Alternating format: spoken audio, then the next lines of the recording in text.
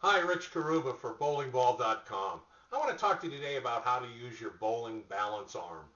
It's hard to describe in a video, so I'll do my best. I'll try to give you a couple of key tips here about where that arm should be to give you good balance, and it also helps you keep your torso, your upper body, aligned toward your target on the lane, and that's important. So if we are learning to keep our shoulders aligned toward our target as we move forward and not overly rotate too far open and then close again, if we can kind of stabilize this motion, unless you're a real good power player with a lot of experience and you're highly skilled to open and close your shoulder and do it repeatedly the same every time, we recommend that you reduce that shoulder motion. And the left arm, if you're a right-handed bowler, you're bowling with your right hand and your right arm, you want to use the left arm as a balance arm. Here's a couple of good tips. First, if that left hand is pointed out and your arm is in a straight line with your shoulders, then as your shoulders are aligned, your left hand will give you supporting balance.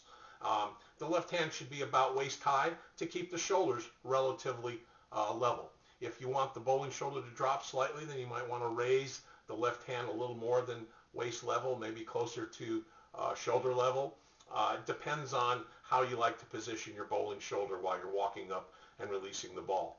Also, if your balance arm moves out in front of you, you'll notice that it opens up your shoulder a little bit. So if you're playing a line, which we call an inside line, the third arrow or the fourth arrow, for example, instead of the most commonly used second arrow, for you bowlers who throw the ball kind of down and in or up the boards and into the pocket, then if you're moving inside, then possibly moving your hand a little bit more in front of you, maybe at a 45-degree angle, not directly in front of you toward the pins, but maybe at a 45-degree angle. That'll open your shoulder a little bit and allow you to swing the ball easily toward your target from an inside to outside target path. But that bowling arm should not go up and down as you're bowling. It should stay fairly well stable and balanced. I heard a coach one time tell a bowler to pretend like he was pushing down on a little table with wheels on it, and he was moving it up along the approach as he walked to the foul line, so he had some pressure to keep on that table, and he kept a good alignment with his upper body and shoulders in particular. You can find any number of little tips or analogies to use, but that bowling balance arm, you don't want to grab your leg with it, your sliding leg. We see a lot of new bowlers do that, and they bend over and collapse, lose power, lose leverage.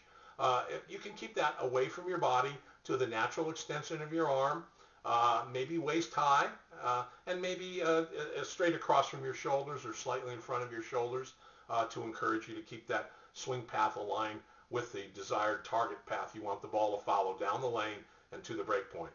Well, I hope some of these tips help you. We have a complete article on it you can read. Maybe get a couple of more tips from that article at bowlingball.com. And while you're visiting today, please take a little time to review our extensive product menus. And if you find something you wish to purchase, just simply follow the easy-to-order online instructions. And remember, our store is always open, and we thank you for visiting bowlingball.com.